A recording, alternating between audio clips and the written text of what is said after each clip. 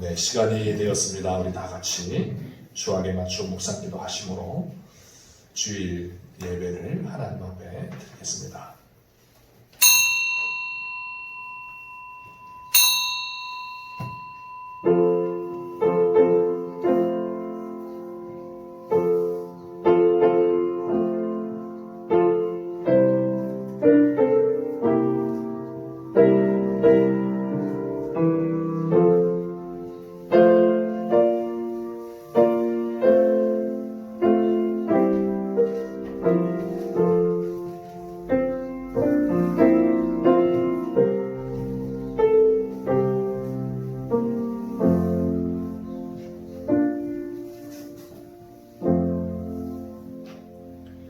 평안을 너희에게 끼치노니 곧 나의 평안을 너희에게 주노라.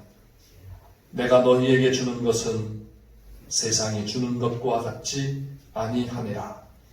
너희는 마음에 근심하지도 말고 두려워하지도 말라. 아멘.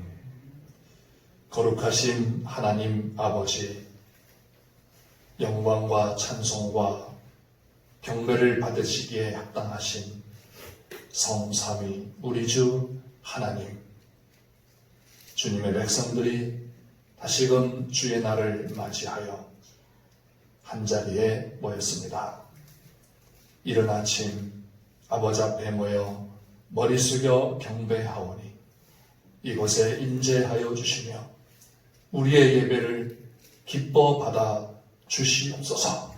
주의 성령으로 우리 가운데 충만하게 하여 주셔서 아버지 앞에 한없는 영광을 돌려드리게 하시며 아버지 하나님으로 말미암아 기뻐하며 찬송하며 경배하게 하여 주시옵소서. 순서마다 함께 하시며 영광 받아 주시옵길 원하오며 예수님의 이름으로 기도하옵나이다. 아멘. 다 같이 일어나셔서 찬송가 11장을 부르겠습니다. 11장 찬송가입니다.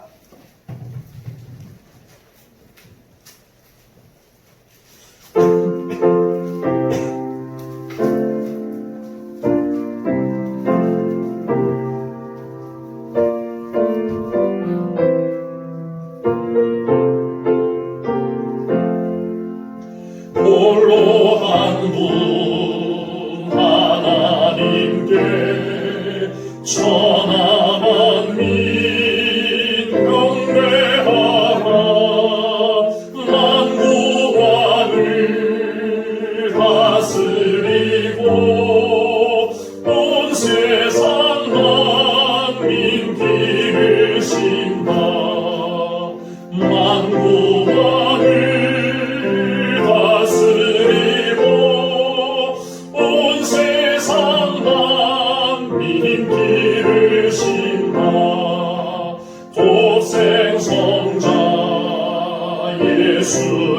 예수님께 모든 죄인 회개하라.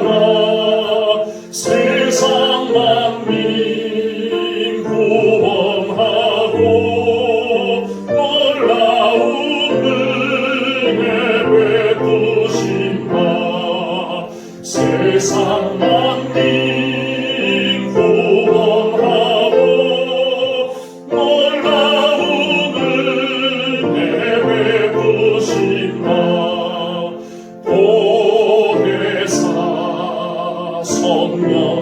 성령님께 모든 삶을 맡기어라.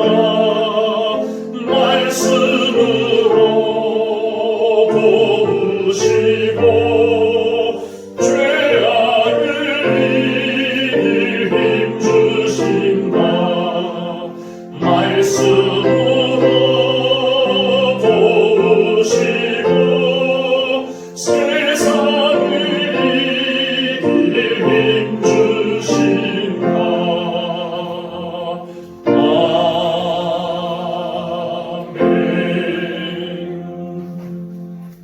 사도신경 신앙 고백하겠습니다.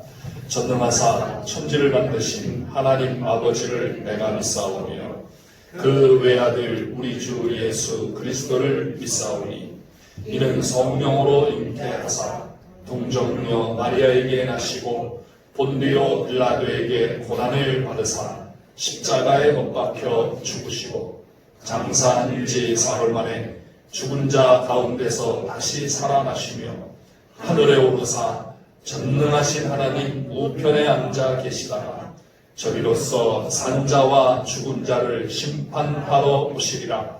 성령을 믿사오며 거룩한 공회와 성도가 서로 교통하는 것과 죄를 사하여 주시는 것과 몸이 다시 사는 것과 영원히 사는 것을 믿사옵나이다.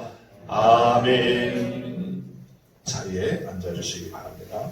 교동문 제 20번 시편 33편의 말씀 주보를 참조해 주시기 바랍니다.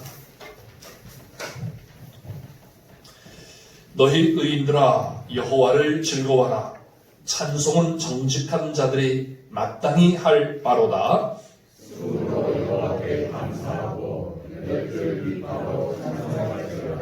새 노래로 그를 노래하며 즐거운 소리로 아름답게 연주할지어다. 여호와의 말씀은 정직하며 그가 행하시는 일은 다 진실하시도다. 그는 공의와 정의를 사랑하시며 세상에는 여호와의 인자하심이 충만하도다.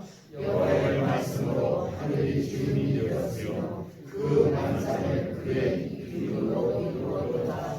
그가 바닷물을 모아 무더기같이 쌓으시며 깊은 물을 곳간에 두시도다. 온 땅은 여호와를 두려워하며 세상의 모든 거룩들은 그를 경외할지어다. 아멘. 장세진 장로님 우리를 대표해서 기도하시겠습니다.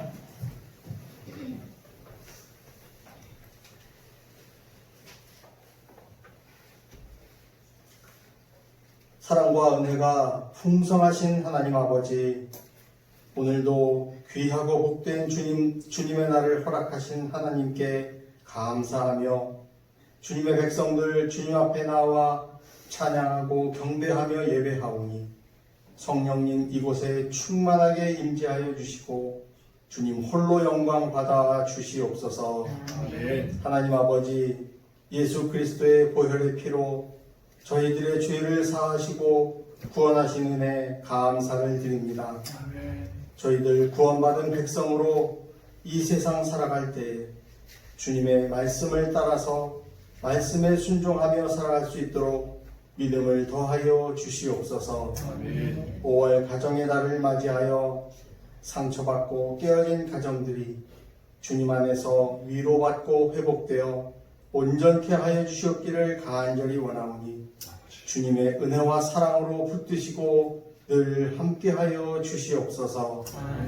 하나님 아버지, 코로나19 상황 속에서도 일상을 회복하고 조금씩 안정을 되찾고 있는 가운데 순차적으로 학생들의 등교가 시작되었습니다. 학생들을 안전 가운데 지켜주시고 철저한 개인 위생과 생활 방역에 힘써서 다시는 전염병으로 인한 혼란과 어려움을 당하지 않도록 이 나라를 붙들어 주시고 은혜로 함께하여 주시옵소서. 코로나19로 아직까지 어려움 가운데 있는 세계 여러 나라들 가운데도 주님 은혜로 함께하시고 코로나19가 완전히 종식될 때까지 온 인류가 합심하고 협력하여 능히 이겨낼 수 있도록 역사하여 주시옵소서. 온 세계 열방에 나가 선교하시는 선교사님들과 그 가정을 지켜주시고 선교지마다 어려움을 당하지 않도록 성령님 늘 도와주시옵소서. 하나님 아버지, 이 나라와 민족을 붙드시사 정치, 경제, 사회의 모든 어려움을 주님의 은혜로 능히 극복해 나갈 수 있도록 역사하여 주시고 믿음의 선배들이 어려울 때마다 기도에 힘썼던 것처럼 저희들도 나라와 민족을 위하여 더욱 기도에 힘쓰게 하여 주시옵소서.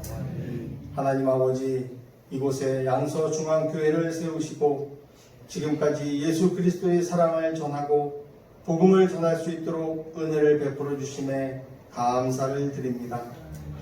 사택 철거를 시작으로 본격적으로 교회 증축 공사가 시작되오니 주님께서 모든 과정 가운데 친히 함께 하시고 인도하여 주심을 믿고 기쁨으로 감당하는 교회가 되게 하여 주시옵소서.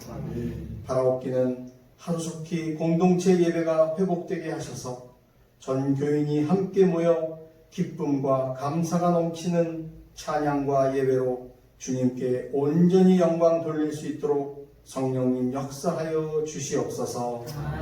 하나님 아버지, 어려움 가운데서도 하나님 나라와 교회 증축과 예배 회복을 위하여 날마다 주님 앞에 나와 기도하는 담임 목사님을 붙들어 주시기를 간절히 원합니다.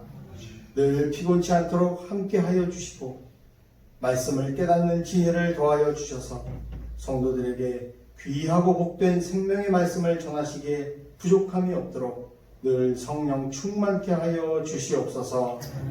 성도들의 기도와 간구에도 귀를 기울이시고 응답하시는 하나님 아버지, 성도들 한 심령마다 영육간의 강건한 은혜를 허락하여 주시고 기도 응답의 축복 속에서 늘 평안함과 감사가 넘치게 하여 주시옵소서.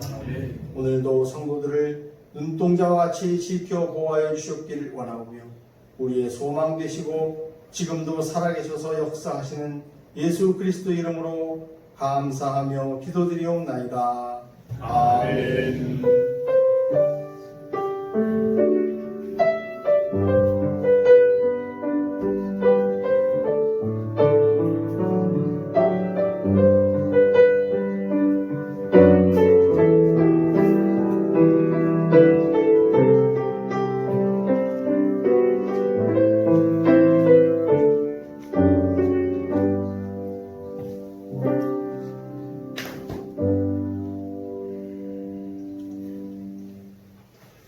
하나님의 말씀은 구약성경 시편 23편의 말씀입니다.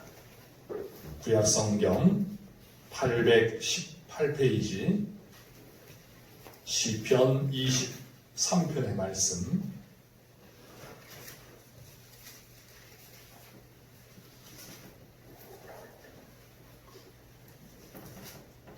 한 절씩 교독하겠습니다. 여호와는 나의 목자시니 내게 부족함이 없으리로다. 그가 나를 푸른 들밭에 누이시며 쉴만한 물가로 인도하시리로다. 내 영혼을 소생시키시고 자기 이름을 위하여 의의 길로 인도하시는도다. 내가 사망의 음침한 골짜기로 다닐지라도 해를 두려워하지 않을 것은 주께서 나와 함께 하시니라. 주의 지팡이와 막대기가 나를 안위하시나이다. 주께서 내 원수의 목전에서 내게 상을 차려주시고 기름을 내 머리에 부으셨으니 내 잔이 넘치나이다. 내 평생의 선하심과 견고하심이 반드시 나를 따르리니 내가 여호와의 집에 영원히 살리로다. 아멘. 기도하겠습니다. 하나님 아버지, 우리에게 주의 날을 주시고 우리의 여러 가지 이 세상에서의 삶을 정리할 줄 알게 하시며 아버지 하나님 앞에 나와 경배하며 아버지 하나님의 말씀에 귀를 기울일 수 있게 하시니 감사하옵나이다. 이제 주시는 말씀 저희들 마음속에 잘 새기게 하여 주시고 그 말씀이 우리 속에 살아 역사하시며 진정한 하나님의 놀라운 능력의 말씀이 되도록 저희들을 붙들어 주시옵소서. 주의 성령으로 붙들어 주시고 전하는 자와 듣는 모든 주의 백성들이 말씀 안에서 큰 은혜가 있게 해 주시옵소서. 예수님의 이름으로 기도하옵나이다. 아멘. 할렐루야. 네, 오늘은 아침부터 이 비가 와가지고 또 마음이 이렇게 차분해지는 것 같습니다. 한 주간 동안 이제 뭐 여러 가지 준비하고 철거, 특히 철거를 준비하면서 뭐 어떤 때는 막 분주하기도 하고 막 복잡하기도 하고 막 그랬었는데 또 비가 이렇게 쫙 내리면서 마음이 뭐랄까 이렇게 차분해지는 그러한 느낌입니다. 그래서 이번 주 말씀은 본문을 따르면 매일 성경을 따르면 22편의 말씀인데 그보다 시편 23편의 말씀 우리가 잘 아는 말씀이지만 이 말씀이 지난 주간에 저의 마음에 기도하는데 큰 은혜가 되었습니다. 그래서 이 말씀을 함께 나누는 게 좋겠다라는 그런 생각을 가지고 이 말씀을 보았습니다. 시편 23편은 너무나 잘 아는 그런 말씀이죠. 그리고 모든 성도들이 좋아하는 말씀입니다. 그래서 이 시편 23편을 시편의 진주다 이렇게 말하는 학자들도 있습니다. 그래서 시편 중에 아주 꽃과 같고 또 신구약 성경 말씀 가운데 가장 좋아하는 말씀이기도 한 이 시편 23편. 그래서 우리가 뭐 영화라든지 이런 것을 보면은 그 서양의 장례식 때 꼭 하는 그 말씀이 시편 23편의 말씀이기도 합니다. 어쩌면 이 시편을 좋아하는 이유는 하나님과 그의 백성 또 그의 자녀와의 관계에 대한 이미지를 너무나 잘 나타내고 있고 그 구절 하나하나가 우리의 마음에 와 닿고 위로가 되고 힘이 되며 소망이 되기 때문인 것 같습니다. 게다가 또 이 시편이 그렇게 길지도 않고 그죠? 그래서 조금만 우리가 신경 쓰면 암송을 할 수가 있는 그런 시편이기 때문에 우리에게 아주 이렇게 제일 좋아하는 그런 시편이 아닌가 이렇게 생각이 듭니다. 그래서 제가 이제 설교를 준비하려면 보통 이제 말씀을 보기도 하고 그 다음에 또 그 본문에 대한 그 설교를 목사님들은 어떻게 하시나 이제 이런 것을 또 유튜브를 통해서 봅니다. 그런데 어떤 분 설교를 듣는데 그 목사님이 그런 예화를 하시더라고요. 그래서 저도 그걸 들으면서 아주 너무 재밌기도 하고 또 은혜가 되어가지고 여러분들에게 또 말씀을 드립니다. 어떤 교회에 70세가 넘으신 그 할아버지 성도님이 계셨다고 합니다. 근데 교회에서 이제 성경 암송대회를 한다고 해서 이 성도님도 열심히 준비를 했는데 어떤 걸 했냐면 바로 시편 23편을 준비하신 거예요. 그래서 완전히 달달달달 이렇게 외우셨는데 그래서 암송대회 시간에 이제 앞에 나와가지고 딱 시편 23편을 암송하는데 첫 구절 여호와는 나의 목자시니 내게 부족함이 없으리로다 하고 났는데 머리가 하얘지더랍니다. 그래서 아무리 생각을 해도 안 나는 거예요. 그래서 다시 여호와는 나의 목자시니 내게 부족함이 없으리로다. 그런데도 생각이 안 나는 거예요. 그래서 몇 번을 반복해서 해도 이 1절만 계속 반복이 되는 거랍니다. 그래서 할아버지가 마지막으로 여호와는 나의 목자시니 내게 부족함이 없으리로다 하시고는 그럼 됐지 뭘 더 이상 뭐가 더 필요해 그러면서 들어가셨다는 거예요. 그래서 여호와는 나의 목자시니 내게 부족함이 없으리로다 이 한 구절이면 다 되지 않느냐 이런 그런 말씀을 하시더라고요. 그래서 저도 그 말씀을 들으면서 아주 단순하면서도 마음에 큰 은혜가 되는 거예요. 그래서 여러분도 다 암송하지는 못하셔도 1절만 여호와는 나의 목자시니 내게 부족함이 없으리로다 아니면 내가 부족함이 없으리로다 이 구절로 큰 은혜가 되시기를 주님의 이름으로 축원합니다. 아멘. 교회 증축 공사를 하면서 시작하면서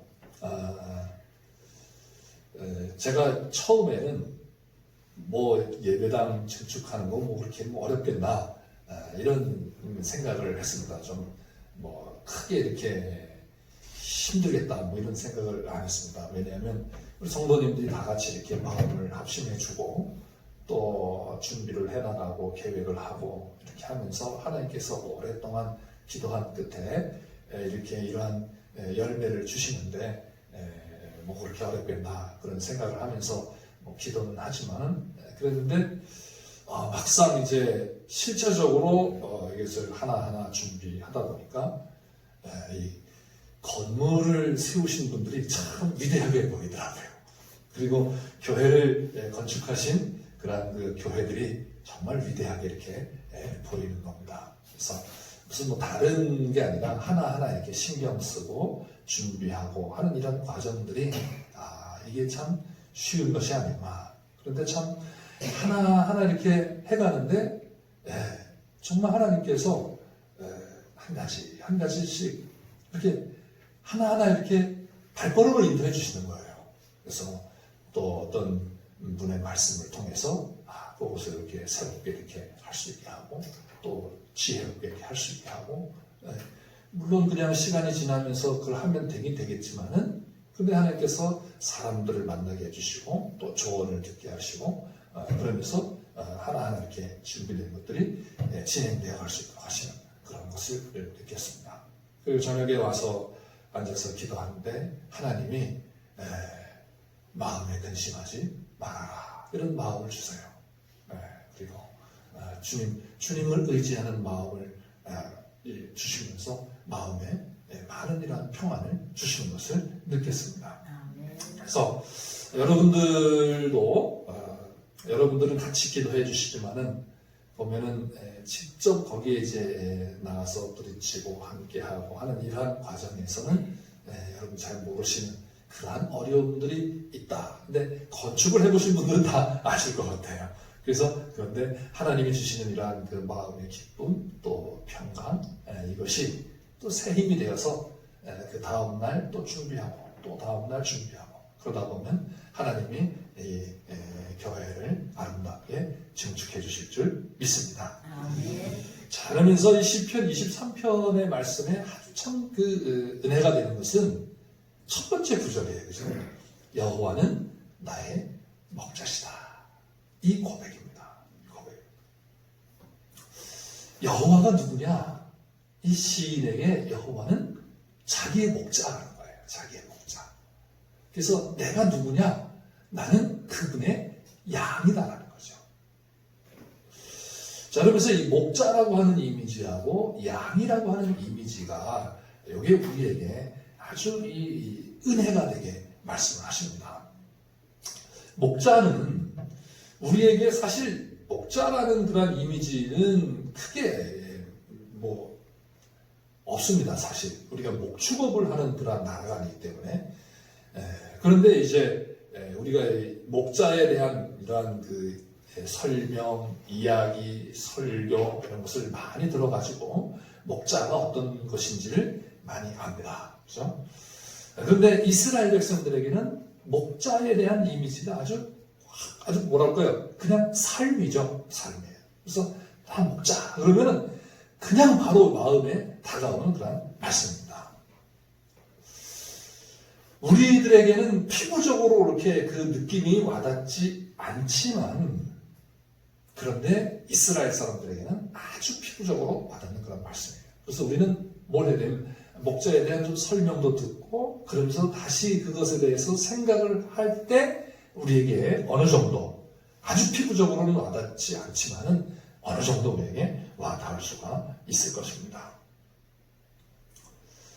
자, 그래서 저는 우리에게는 그런 피부적으로 와닿는 여호와 하나님에 대한 그 이미지가 뭘까? 느낌이 뭘까? 여호와는 나의 무엇이다 라고 했을 때 뭘 해야 딱 이렇게 여호와는 나의 목자 신이라고 하는 이런 느낌이 우리에게 있을까? 그런 생각을 좀 해봤는데요. 여호와는 나의 아버지? 여호와는 나의 하늘? 여호와는 나의 북한강?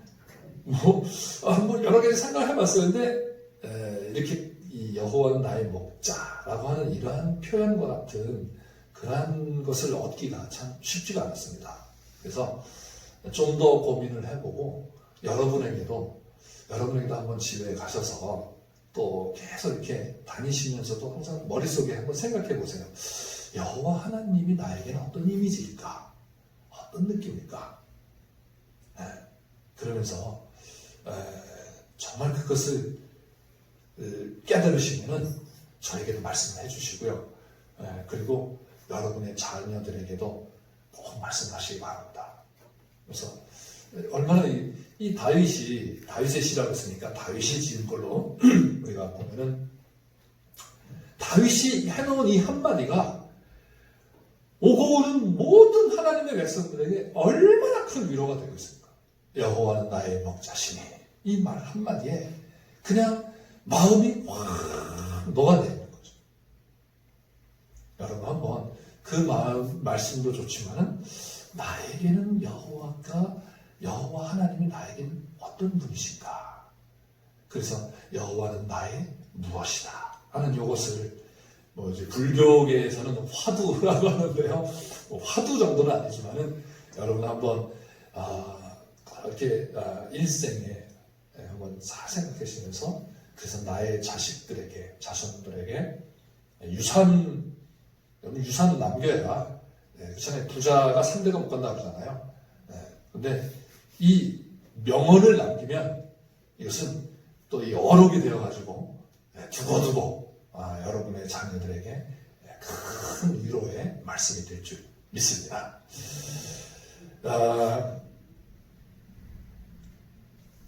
여호와는 나의 목자. 이 말로 인해서 이 시인은 하나님이 정말 나와 아주 긴밀한 관계에 있는, 아주 밀접한 관계에 있는 그런 분이시라는 것을 고백을 합니다. 여러분 정말 하나님이 나와 그렇게 밀접한 관계에 있는 분으로 내 피부에 이렇게 직접 와 닿는 그런 느낌으로 하나님을 느끼고 계십니까? 우리 신약 성도들에게는 너희는 하나님의 거룩한 전이라 이렇게 말씀하시고 너희 안에 하나님이 계신다. 너희 안에 성령님이 계신다 이렇게 말씀하셨는데도 불구하고 정말 하나님과 성령님과 주님과 내가 얼마나 밀접한 관계에서 밀접한 느낌을 갖고 마치 피부에 와 닿는 것 같은 목자와 양이 막 서로 부딪히고 양을 쓰다듬어주고 양을 안아주기도 하고 양을 붙들어주기도 하고 양에게 막 소리를 내기도 하고 하는 이런 그런 느낌을 우리가 신앙생활하면서 얼마나 갖느냐는 것이죠.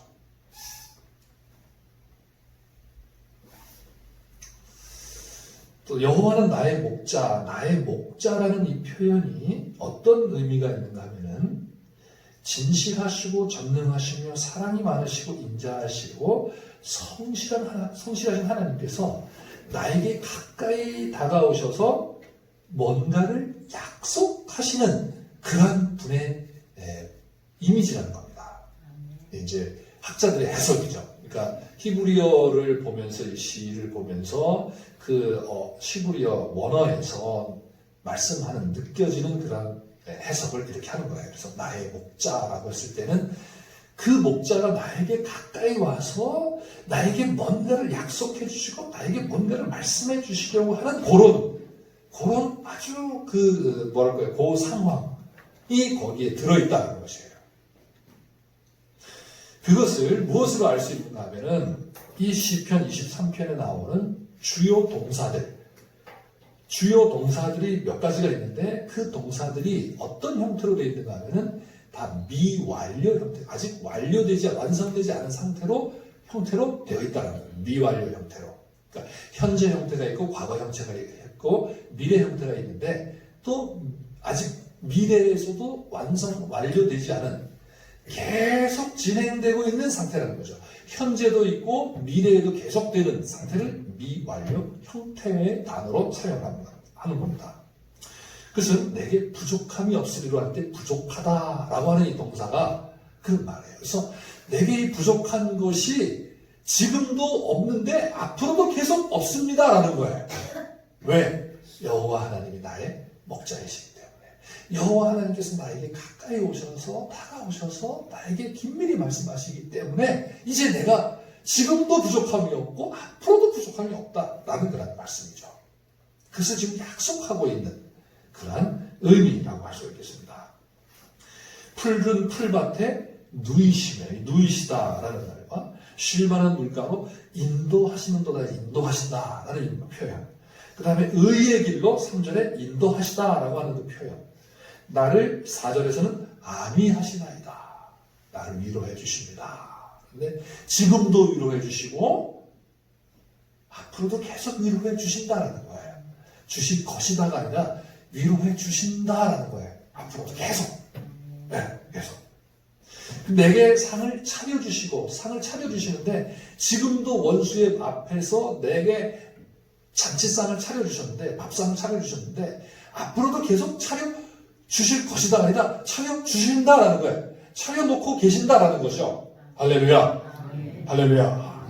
저는 이 말씀, 특히 원수의 목전에서 내게 상을 차려주시고 이 말씀에 큰 은혜가 되었어요. 큰 은혜가 되었어요. 이제 이 공사를 시작하다 보니까 사람들의 마음을 알겠는 거예요. 예, 사람들의 마음을. 그런데 그 마음을 알면서 참 마음에 많은 이렇게 좀 마음이 약간 약해지는 그런 마음이 있었는데 여호와께서 내 원수의 목전에 상을 차려주시고 그리고 기름을 내 머리에 바르셨으니 내 잔이 넘치나이다. 좀 앞으로도 말씀드리겠지만 이 말씀은 하나님께서 나를 치유해 주시고 승리해 주시고 특별히 어려운 가운데 있는 성도들에게 주님의 손길로 음성으로 위로하시고 붙들어 주시옵소서. 교회 증축 공사가 본격적으로 시작됩니다. 하나님 아버지 모든 과정에 은혜를 내려주시고 정말 우리의 잔이 넘치나이다 고백되고 찬송될 수 있도록 축복해 주시옵소서. 예수님의 이름으로 기도하옵나이다. 아멘. 지금은 우리 주 예수 그리스도의 은혜와 하나님 아버지의 넓고 크신 사랑과 성령님의 감동, 감화, 위로, 교통, 충만하시니 여호와는 나의 목자시니 내게 부족함이 없으리로다 고백하며 찬송하는 모든 주의 백성들 머리 위에 이제부터 영원토록 함께 있을지어다. 아멘.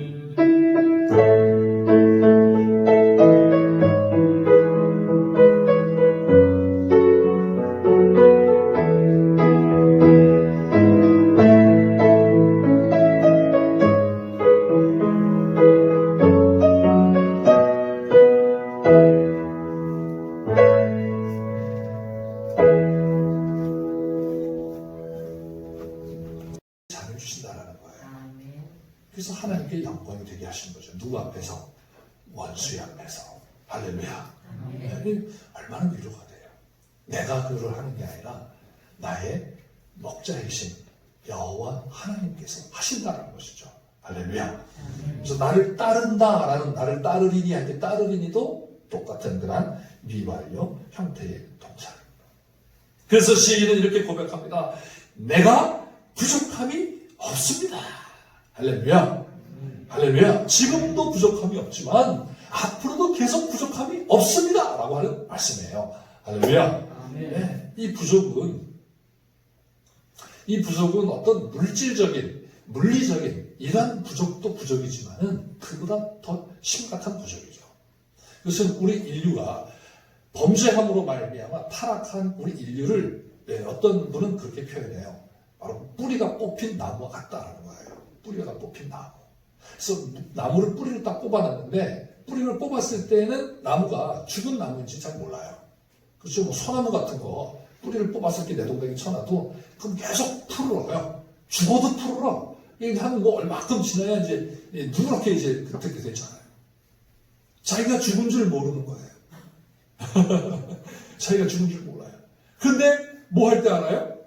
영양분을 빨아들여야 되는데 뿌리가 뽑혀 있으면 영양분이 없는 거예요. 그러니까 계속 다른 걸 빨아들이면 빨아들일수록 빨리 죽는 거죠. 갈증을 느끼는 거죠. 이게 우리 인생이 그렇다는 거예요. 네. 입은 먹어도 족함이 없습니다. 열린 무덤과 따르세요. 무덤에 아무리 열어놓고 아무리 넣어도 다 썩으면 다 없어지죠. 계속 눈은 보아도 만족함이 없습니다. 이게 우리 인생에 뿌리가 뽑힌 인생. 그런데 이 시인은 뭐라고 하냐면 나는 이제 부족함이 없습니다. 이렇게 고백하는 거예요. 할렐루야. 아멘. 여러분에게서도 이 고백이 나오게 되시길 주님의 이름으로 축원합니다. 아멘. 왜 부족함이 없다고 해요? 여호와가 나의 무엇이기 때문에? 목자이시기 때문에. 그것은 목자이시기 때문이라고도 볼 수 있지만은 나의 목자라는 거예요. 나의 목자. 나에게 가까이 다가오셔서 나에게 뭔가를 말씀해 주시는 분이시라는 거예요. 할렐루야. 네. 그분을 느끼셔야 돼요. 그분을. 우리 예수를 믿으면서 하나님을 믿으면서 그것을 느껴야 그래야 부족함이 진짜 없는 거예요. 그냥 부족함이 없는 것처럼 보이는 게 아니라 진짜 부족함이 없는 겁니다. 물론 내 몸이 노쇠해지고 내 몸이 연약해지고 내 몸은 점점 죽어갑니다. 죽어가는데도 부족함이 없는 거예요. 어떤 때는 가난할 수도 있고 어떤 때는 연약할 수도 있고 어떤 때는 실망스러울 수도 있고 그런데 그런 상황 속에서도 부족함이 없다는 거예요. 아멘. 사도 바울이 고백하지 않았습니까? 빌립보서에서 내가 천한데도 비천한데도 처할 줄도 알고 부함에도 처할 줄도 알고 내가 일체에 자족할 수 있는 비결을 배웠다. 그래서 내게 능력 주시는 자 안에서 내가 모든 것을 할 수 있느니라. 이렇게 고백을 하지 않았습니다. 할렐루야. 아멘. 자, 이 목자라고 하는 이미지는 이스라엘에게는 아주 오래 전통이죠. 창세기 48장 15절에 보면 그가 요셉을 위하여 축복하여 이르되 내 조부 아브라함과 아버지 이삭이 섬기던 하나님 나의 출생으로부터 지금까지 기르신 하나님. 그런데 기르신 하나님, 기르신이라는 단어와 목자라고 하는 단어가 똑같은 단어예요. 그래서 이 야곱이 목축을 했잖아요, 그죠? 야곱이 바단 나람에 가가지고 자기 그 외삼촌 그 라반의 집에서 얼마나 고생하면서 그 목축을 했어요. 그런데 그때 느낀 게 뭐예요? 내 출생으로부터 지금까지 기르신 하나님이라고 이렇게 표현합니다. 그래서 야곱의 후손들인 이스라엘은 자기의 그 조상부터 그 뭐랄까요 몸속에 배어있는 그 이미지가 뭐냐면 바로 목자라는 거예요. 그러니까 여호와는 나의 목자. 그러니까 이 시를 읽는 이스라엘 사람들은 그냥 팍 하나님의 어떤 분이 진실을 딱 오게 되는 거죠. 우리에게 조금 좀 거리가 있지만은 그러나 우리가 다시 목자라는 이미지를 생각하면서 우리가 하나님을 느낄 수가 있을 줄 믿습니다. 자, 이 하나님은 목자이신데 그 목자는 첫째, 양에게 잘 먹여야 됩니다. 아무리 목자가 좋아도 먹이지 않으면 이건 목자가 아니에요. 제일 중요한 문제가 먹이는 문제예요. 그래서 먹이고 마시는 문제죠. 그래서 여호와는 나의 목자시니 내가 부족함이 없으리라. 그가 나를 푸른 풀밭으로 누이시며 푸른 풀밭에 누이시며 쉴만한 물가로 인도하시는도다. 이렇게 말씀합니다.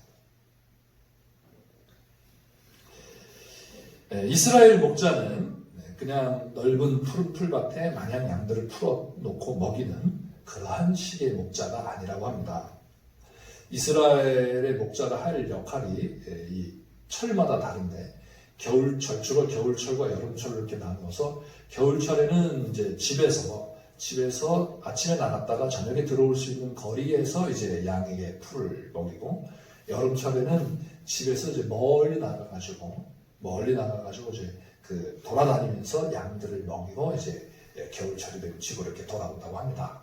그래서 근데 이스라엘이 이렇게 평지가 그렇게 많지 않습니다.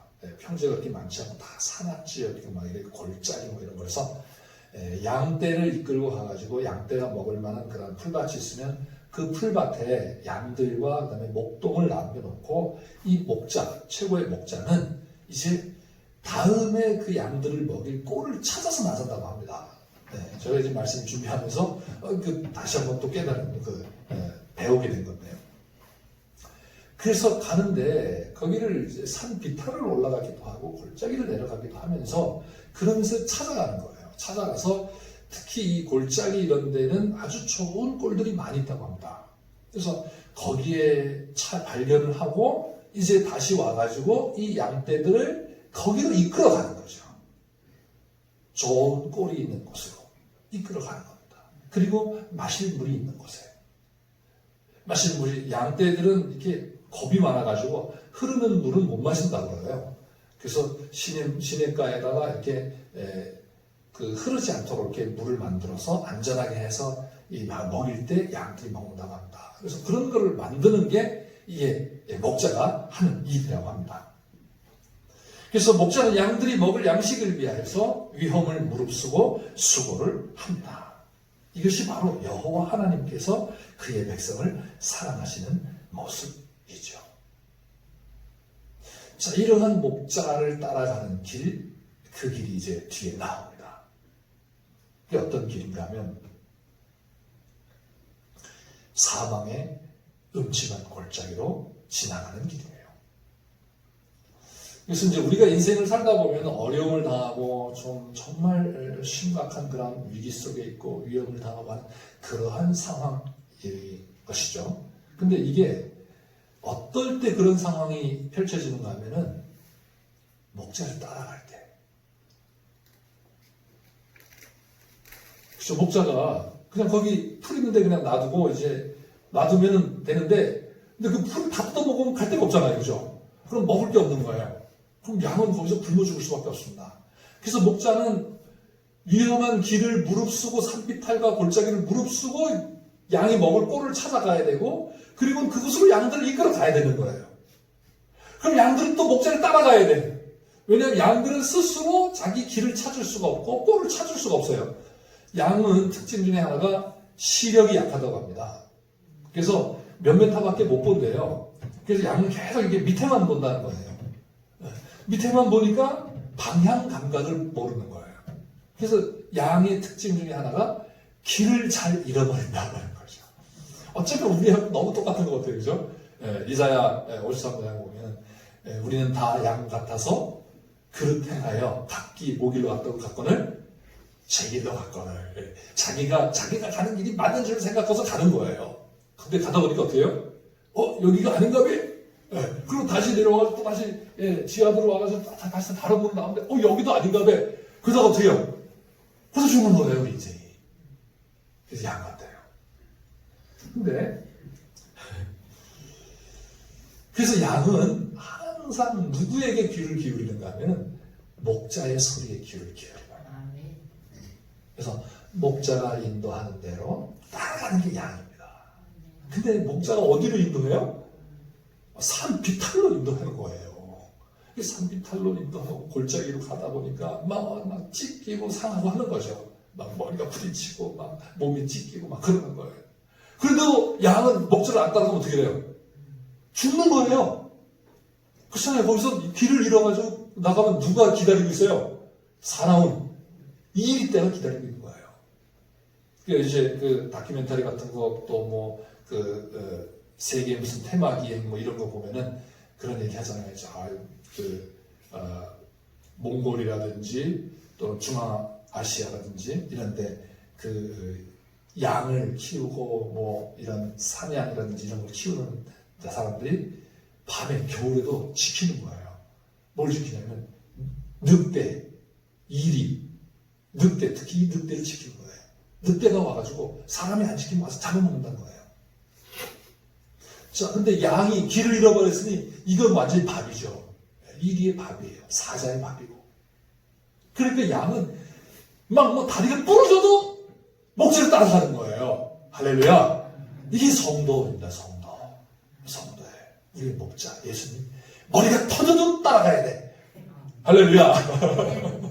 머리가 터져도 예수님을 따라가야 되고, 다리가 부러져도 예수님을 따라가야 되고, 찢겨져도 예수님을 따라가야 돼요. 왜? 따라가면 거기에 뭐가 준비되어 있어요? 좋은 꼴, 푸른 풀밭이 준비되어 있는 거예요. 거기에 이제 누이시는 거예요. 그래서 여러분 생각해 보세요. 그렇게 산비탈과 골짜기를 걸어가서 푸른 초장을 만나가지고서 거기서 풀을 뜯으면서 쉴 만한 물가에서 물을 마시고 거기서 다 누워서 쉴 때 그때 기쁨이 얼마나 크겠습니까? 그 기쁨. 자, 사망의 위험이 있을 수 있고 가파른 비탈을 가야 하기도 하고 험한 돌과 바위를 지날 수도 있습니다. 그런데 그때에 목자가 정말 나와 함께하는 것을 거기서 경험한다는 것입니다. 양이 만약에 가다가 다리가 삐었어요. 그럼 어떻게 했습니까? 목자가 그 양을 안고 산비탈로 올라가겠죠. 찢겼으면 그 양을 싸매주고 산비탈로 올라가는 거예요. 그냥 풀밭에 가만히만 있으면 그냥 양식만 먹다가 살만 뒤룩뒤룩 찌고 끝나는 거예요. 그런데 산비탈을 오르고 골짜기를 지나면서 이 양의 몸이 아주 튼튼해진다고 합니다. 건강해진다고 합니다. 그래요. 그래서 목자가 이 양들을 사망도 있는 그러한 그 골짜기를 이끌고 가고 있다라는 것입니다. 사랑하는 성도 여러분, 여호와 하나님께서는 그의 백성들과 함께 하시며 그의 백성들을 먹이시고 진정한 샬롬을 얻게 하시기 위하여 사망의 음침한 골짜기로 지나가게 하시는 것임을 믿으시기를 주님의 이름으로 축원합니다. 그 친히 자신이 사망의 음침한 골짜기를 지나셨어요. 그래서 이제 시편 23편을 22편과 24편하고 같이 이렇게 묶어서 말씀을 많이 합니다. 22편에는 이 고난의 시거든요. 하나님이 어찌하여 나를 버리셨나이까로 시작하는 이 22편의 시. 그런데 24편은 어디 영광의 하나님이 나옵니다. 문들아 너희 머리를 들지어다. 영광의 왕이 들어가신다는 거예요. 그 문으로 들어가신다. 그러니까 문이 들어라라는 거예요. 영광의 하나님께서 들어가실 수 있도록. 근데 그 문이 어떤 문이냐? 22장에 고난을 당하시는 거예요. 하나님께로부터 버림을 받기까지 고난을 받아서 십자가에서 죽임을 당하신, 조롱과 멸시와 죽임을 당하신 그 십자가 사건 이후에 주어지는 평안이 뭔가 하면 내게 부족함이 없습니다. 샬롬이에요.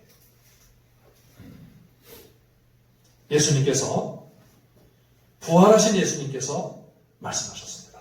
너희에게 평안이 있을지어다. 그죠? 너희가 평안하냐? 말씀하세요. 세상이 줄 수 없는 평안을 너희에게 주노라. 말씀하십니다. 그리고는 마태복음 28장에 볼지어다. 내가 세상 끝날까지 너희와 항상 함께 있으리라. 말씀을 하십니다. 주님께서는 우리가 위험한 골짜기를 지날 때 우리 곁에서, 우리 가까이서 마치 우리의 피부와 맞닿아 있는 것처럼 가까이서 우리와 함께 하시며 우리의 손을 붙들어 주시고 우리의 피곤한 무릎을 일으켜 세우시며 어떤 때는 우리를 업으시고 어떤 때는 우리를 붙드시고 그 길을 가게 하신다는 것을 믿으시기를 주님의 이름으로 축원합니다. 그래서 어려운 시기가 주님과 더 밀접하게 동행하는 시기가 되고 우리의 영이 더욱 튼튼해지고 탄탄해지는 그러한 시기가 될 수 있는 줄 믿습니다. 그러한 시기에는 주님의 말씀 한마디 한마디가 우리 마음에 크게 다가오고 기도가 간절해지고 주님의 임재를, 주님이 나와 함께 하심을 깊이 경험할 수 있는 그러한 시기입니다. 어쩌면 우리가 교회를 증축하고 있는 이 시기가 오늘 이 시대 우리가 경험할 수 있는 주님을 피부적으로 경험할 수 있는 그런 시기가 아닌가 이렇게 저는 생각을 합니다. 여러분 한번 주님과 그러한 경험이 있게 되시길 주님의 이름으로 축원합니다. 그리고는 우리가 이것이 완성되었을 때 주님이 정말 우리의 목자가 되셔서 우리를 여기까지 인도해 주셨고 우리에게 부족함이 없게 하셨습니다. 라고 고백하며 찬양할 수 있게 될 줄 믿습니다. 이제 시인은 이러한 부족함이 없는 모습을 마치 잔치를 베풀어 주시는 모습으로 고백을 합니다. 주께서 내 원수의 목전에서 내게 상을 차려주시고 기름을 내 머리에 부으셨으니 내 잔이 넘치나이다. 원수의 목전이라고 하는 말은 원수의 건너편에서라는 그런 의미라고도 합니다. 그래서 원수가 여호와 하나님께서 차려주신 상의 음식을 건드릴 수 없도록 잔치를 베풀어 주신다는 거예요. 할렐루야. 아멘. 여러분 기껏 잔치를 베풀었는데 원수 깽판을 쳐보시면 어떻게 해요? 쳐버리면 하나님이 원수가 결코 건드릴 수 없는 잔치를 베풀어 주신다는 것입니다. 우리의 고난은 어쩌면 우리를 힘들게 하는 요소들과 사람들 때문 아니겠습니까? 그런데 여호와 하나님께서는 이러한 사람들 앞에서 우리에게 잔치를 베풀어 주실 것을 약속하셨습니다. 이것을 우리가 믿는 겁니다. 이게 믿음이죠. 왜? 그동안을 보니까 말씀 안에서 우리의 삶을 돌이켜보니까 우리의 신앙의 역사를 보니까 그래서 시인이 여호와는 나의 목자시니 내가 부족함이 없으리로다 라고 고백을 할 수 있는 것입니다. 게다가 기름을 내 머리에 부으시는 하나님이십니다. 목자이세요. 이 말의 원래 의미는 산 비탈과 골짜기로 다니며 목자를 따라가면서 좋은 꼴을 먹기 위해서 다니면서 얻은 상처들을 치유해 주신 것을 말합니다. 즉 양들이 이제 집으로 돌아오면 우리에 들어갈 때 목자는 양들의 머리에 이렇게 기름을 부은다고 그래요. 기름을 부어가지고 그 기름을 부으면 그 기름이 양들이 입은 상처를 치유하게 하는 거예요. 그러니까 양이 이렇게 부었으니까 여기만 있는 게 아니죠. 이게 흘러내릴 거 아니에요. 그죠? 흘러내리면서 자꾸 다른 양들하고도 막 부딪히고 막 그러면서 어떻게 해요? 이게 몸에 다 붙는 거예요. 이렇게 붙어지는 거예요. 그래서 그 기름으로 상처가 치료를 받는 것이죠. 여러분 이 세상이 얼마나 험합니까? 정말 험하다는 것을 피부적으로 느낍니다. 이러한 세상은 결코 아름다운 세상은 오지 않습니다. 점점 더 악해집니다. 법이 발달하면서 그 법으로 우리의 악함이 통제가 되는 것이지 우리의 약함이 없어지는 것이 아닙니다. 근데 그 법이 언제 무너지는가 하면 위기가 닥쳤을 때 무너지는 거예요. 그게 바로 이 코로나19라고 하는 것으로서 우리가 지금 아주 명백히 경험을 하고 있지 않습니까? 여러분 미중 간의 갈등이 이렇게 고조되리라고는 빨리 이렇게 고조되리라고는 상상 못했습니다. 1차 경제전쟁이 일어나고서 그래도 이제 어느 정도 지속이 되어서 경제 발전이 일어날 줄 알았는데 근데 지금 굉장히 심각한 위기 아니겠습니까? 물론 이제 미국의 그 대통령 선거가 지나고 나면 어떻게 될지 모르겠습니다만은 근데 이것의 기폭제 역할을 해준 게 뭐예요? 코로나19예요. 코로나19 상황이 오니까 우리나라와 일본과의 관계도 굉장히 심각한 관계로 가고 또 다 나라마다 문을 닫지 않습니까? 네. 법으로 왔다 갔다 하던 것이 다 통제가 되는 거예요. 그래서 어제 인터넷을 보니까 어떤 분은 어머니가 돌아가셔서 이 장례식에 와야 되는데 이 허락을 안 해줘가지고 못 오는 거예요. 마다들인데. 자, 이러한 세상이 좋다가도 어떤 위기에서 결정적으로 우리에게 위험하게 우리의 인간의 인간성이 드러나게 되어 있습니다. 자, 보세요. 정치적인, 외교적인 그런 말들, 이런 말들이 얼마나 말이 이렇게 외교적, 정치적 언어로 이렇게 해서 그렇지 그 속엔 뭐예요? 네. 다 그 바닥을 드러내는 말들 아니겠습니까? 그 우리 인간입니다. 우리 인간 세계예요. 이러한 세계에서 하나님의 백성은 그래도 보니까 정말 예수 믿는 사람들이 착해요. 죄송합니다. 성도님들이 확실히 착해요. 부드럽고 말을 해 통하고 이 세상에서 잘 말도 통하지 않고 어려움을 겪는 그러한 상황에서 우리가 얼마나 많은 상처를 받습니까?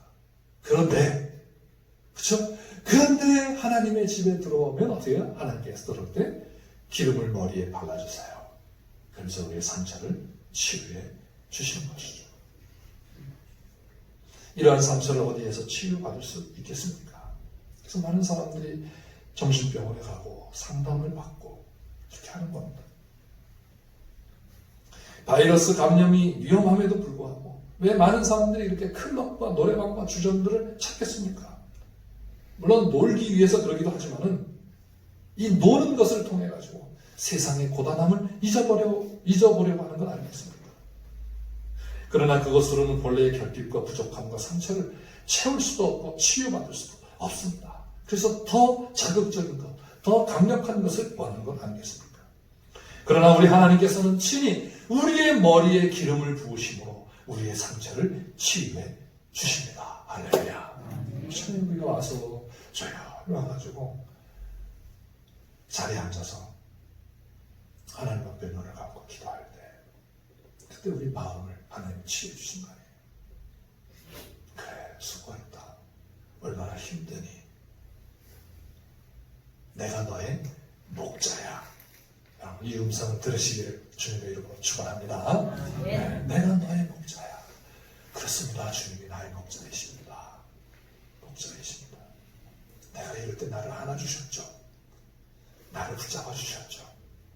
네. 우리가 상처를 받고 주님 앞에 나와 주님의 이름을 부를 때 주님은 우리의 마음을 이미 아시고 우리의 마음을 어루만져 주십니다. 주님의 임재가 우리의 심령으로 느낄 때 마치 우리에게 기름을 붓듯이 우리 마음의 위로가 충만해지며 감사의 눈물이, 은혜의 눈물이 흐르게 되는 것입니다. 그리고 다시 세상에 나아가 부딪히며 살아갈 수 있는 힘과 용기를 얻게 되는 것 아니겠습니까? 시인은 이러한 것을 여호와의 전이라고 고백을 합니다. 내가 여호와의 집에 영원토록 거하리이다. 또 기름을 머리에 붓는 것은 잔치집 주인이 손님을 맞이할 때 하는 의식이라고 합니다. 그리고 아주 귀한 손님에게 하는 의식이라고 합니다. 그런 의미에서 여호와 하나님께서 자기 백성을 아주 귀한 손님처럼 대접해 주신다는 것을 말씀할 수가 있겠습니다. 여러분, 우리가 어디 가서 대접을 받겠습니까? 솔직히 말해서. 네, 우리가 좋은 그런 식당이라든지 이런 데 가면, 알아서 대접해 주십니까? 돈 내니까 그러죠. 누가 우리를 인격적으로 존중해주며 높은 가치 있는 사람으로 존귀한 존재로 우리를 높여줄 수가 있겠습니까? 우리 하나님께서, 우리 주님께서 그렇죠? 우리를 아주 귀한 존재로 여겨주시며 대우해 주신다는 것을 다시 한번 믿으시기를 주님의 이름으로 축원합니다. 그래서 시인이 이렇게 고백을 합니다. 내 잔이 넘치나이다. 부족함이 없다고 고백하였던 시인이 이제는 내 잔이 넘칩니다 라고 고백을 합니다. 세상에서 누가 이러한 고백을 할 수가 있겠습니까? 이것은 여호와 하나님으로 인해 풍요롭게 채워짐을 경험한 사람만이 이 고백을 할 수 있는 것입니다. 잔이 넘치도록 채워주심으로 말미암아 원수들 앞에서 하나님 나라의 축복이 무엇인가를 보여주었을 때 이 고백이 나올 거 아니겠습니까? 할렐루야. 하나님 그렇게 해주실 것입니다. 왜? 하나님이 우리의 목자이시기 때문에, 나의 목자이시기 때문에. 자기들이 아무리 채우고 또 채우고 악착같이 채우려고 해도 채울 수 없는 것을 여호와 하나님께서 자기 백성에게 넘치도록 채워주심을 통하여 여호와 하나님의 백성의 존귀함을 높이시고 하나님의 승리를 누리게 하신 분이시라는 겁니다. 그게 여호와는 나의 목자라는 말씀이에요. 이것은 예수 그리스도의 십자가를 통하여 채우시고 진정한 샬롬을 주셨습니다. 그렇죠? 그분이 우리의 죄를 위해 고난을 당하시고 죽임을 당하시고 그 십자가에서 승리하시고 우리의 선한 목자가 되셔서 우리의 부족함을 채워주시며 우리의 잔을 넘치게 하시며 우리를 높이셨습니다. 네. 여러분, 그렇잖아요. 우리가 예수 그리스도와 함께 십자가에 못 박혀 죽었고, 그리스도와 함께 죽고, 그리스도와 함께 살았고, 그리스도와 함께 올려주셨느니라. 에베소서에 말씀하고 있지 않습니까? 누가 우리를 그렇게 하겠습니까? 누가 이 체험과 이 높이심이라고 하는 진정한 샬롬을 줄 수가 있겠습니까? 그것은 바로 예수 그리스도이십니다. 예수님이 말씀하십니다. 누구든지 목마르거든 내게로 와서 마시라. 마시는 자는 그 속에서 생명수가 솟아나리라 말씀하십니다. 내가 주는 물을 먹는 자는 다시 목마르지 아니할 것이라고 말씀하십니다. 나는 하늘로서 내려온 생명의 떡이다. 산 떡이다. 사람이 이 떡을 먹으면 영생하리라. 나의 줄 떡은 세상의 생명을 위한 내 살이라고 말씀하셨습니다. 그래서 수고하고 무거운 짐진 자들은 다 내게로 오라. 내가 너희를 쉬게 하리라. 나는 선한 목자다. 나는 내 양을 알고 양도 나를 아는 것이 아버지께서 나를 아시고 내가 아버지를 아는 것 같으니 나는 양을 위하여 목숨을 버리느니라. 내 양은 내 음성을 알며 나는 그들을 알며 그들은 나를 따르느니라. 평안을 너희에게 끼치노니 곧 나의 평안을 너희에게 주노라. 내가 너희에게 주는 것은 세상이 주는 것과 같이 아니하니라. 너희는 마음에 근심하지도 말고 두려워하지도 말라 말씀을 하십니다. 사랑하는 성도 여러분, 우리 주님은 우리의 선한 목자이십니다. 주님을 따르는 길이 어떤 때는 산비탈일 수도 있고 어떤 때는 골짜기가 될 수도 있지만 주님을 따라가면 거기에 좋은 꼴이 있고 거기에 진정 쉴만한 물가가 있는 줄 믿으시기 바랍니다. 그리고 주님을 따라가면서 산비탈에서 골짜기에서 주님과 손을 붙잡고 주님과 살을 부대끼며 주님의 호흡을 느끼고 진정한 주님의 함께 하심을 맛볼 수 있음을 기억하시기 바랍니다. 그리고 이러한 경험은 우리에게 위로가 되고 힘이 되고 승리가 될 것입니다. 세상 속에서 우리의 목자이신 주님을 따르며 각각 감당해야 하는 어려움을 주님과 함께 하심으로 주님이 주시는 진정한 샬롬을 얻으며 주님이 승리하게 하시는 승리를 얻으며 주님의 집에서 주님과 함께 영원히 함께 할 것을 확신하며 오늘도 우리를 이끌어 가시는 주님을 가까이서 따라가는 저와 여러분 되시기를 주님의 이름으로 축원합니다. 기도하겠습니다. 하나님 아버지, 오늘도 저희들에게 말씀으로 위로하시며 새 힘을 주시며 또 여호와 하나님을 나의 목자로 고백하며 내게 부족함이 없습니다. 내 잔이 넘칩니다. 내가 하나님의 집에 영원히 있겠습니다. 라고 고백하는, 찬송하는 저희의 삶이 되게 해 주시옵소서. 예수님의 이름으로 기도하옵나이다. 아멘.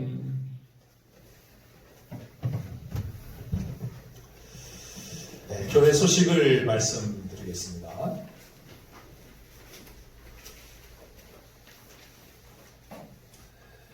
다음 주일은 성령 강림 주일입니다. 성령 강림 주일로 지키고요. 교회 증축 공사를 위해서 여러분 계속 기도해 주시기 바랍니다. 이제 내일과 모레 지금 일정은 철거 작업을 하기로 이렇게 일정이 되어 있습니다. 공사를 위해서 기도해 주시는데요. 특히 제일 중요한 것은 이제 안전입니다. 안전하게 잘 공사가 될 수 있도록 기도해 주시고요. 이제 철거가 되고 나서 유물 검사가 이제 나올 겁니다. 유물 검사가 무사히 잘 통과가 될 수 있도록 위해서 기도해 주시고, 그래서 장마 전에 지금 장마 전에 기초를 하고 가능하면 이 외부 그 공사를 마칠 수 있도록 지금 이제 계획을 하고 있습니다. 그래서 외부 공사만 되면 뭐 안에서 하는 것은 장마가 돼도 전혀 문제가 없으니까요. 여러분 위해서 기도해 주시고요. 이제 공사를 하기 때문에 이 주변이 좀 불편합니다. 그래서 여러분 이렇게 지나다니시면서 조심 이렇게 주의해 주시면 고맙겠습니다. 우리 6월부터는 예배 및 봉사위원들이 순서를 참고하셔서 이렇게 협력을 해주시면 감사하겠습니다. 이 코로나 이 사태가 소속기 종식이 될 수 있도록 여러분 계속 지속적으로 기도해 주시면 고맙겠습니다. 이제 다 같이 일어나셔서 570장 찬송가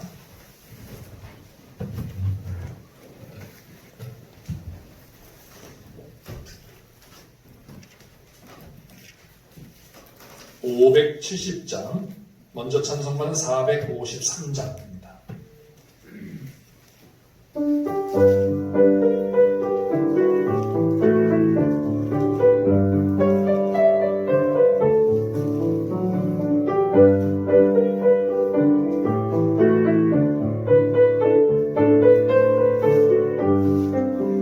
주는 나를 기르시는 목자요 나는 주님의 귀한 어린 양 푸른 풀밭 맑은 시냇 물가로 나를 늘 인도하여 주신다.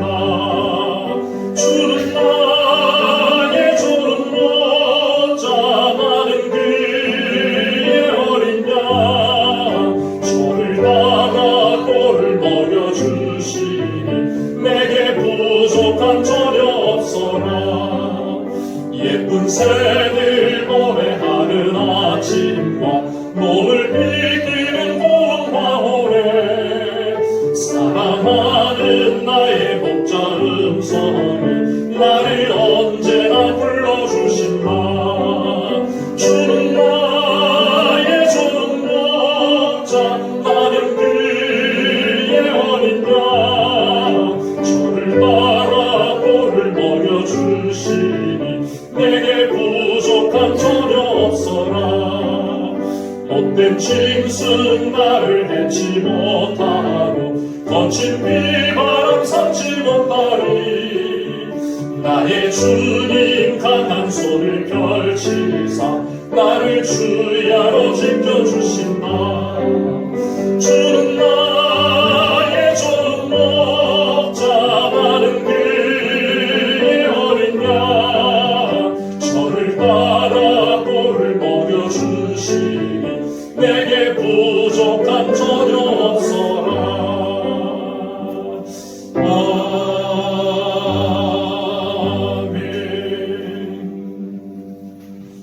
하나님 아버지, 저희들 이 세상 살면서 여러 가지 어려움 가운데도 처하기도 하지만 그러나 주님을 따라가면서 우리에게 생명의 양식을 주시고 생명수를 주시며 진정한 샬롬을 주셔서 우리의 심령에 평강을 얻게 하시고 참 소망 가운데 담대하게 용기를 가지고 살아가게 하시니 참으로 감사하옵나이다.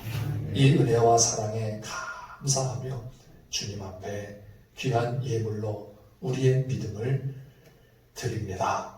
하나님 아버지, 이것을 기뻐 받아주시옵고 저희들 삶 속에서 여호와는 나의 목자시니 내가 부족함이 없으리로다. 내 잔이 넘치나이다. 고백하며 찬송하며 살 수 있게 주시옵소서. 연약한 성도들을 붙들어 주시고 특별히 어려움 가운데 있는 성도들에게 주님의 손길로 음성으로 위로하시고 붙들어 주시옵소서. 교회 증축 공사가 본격적으로 시작됩니다. 하나님 아버지, 모든 과정에 은혜를 내려주시고 정말 우리의 잔이 넘치나이다 고백되고 찬송될 수 있도록 축복해 주시옵소서. 예수님의 이름으로 기도하옵나이다. 아멘. 지금은 우리 주 예수 그리스도의 은혜와 하나님 아버지의 넓고 크신 사랑과 성령님의 감동, 감화, 위로, 교통, 충만하시니 여호와는 나의 목자시니 내게 부족함이 없으리로다 고백하며 찬송하는 모든 주의 백성들 머리 위에 이제부터 영원토록 함께 있을지어다. 아멘.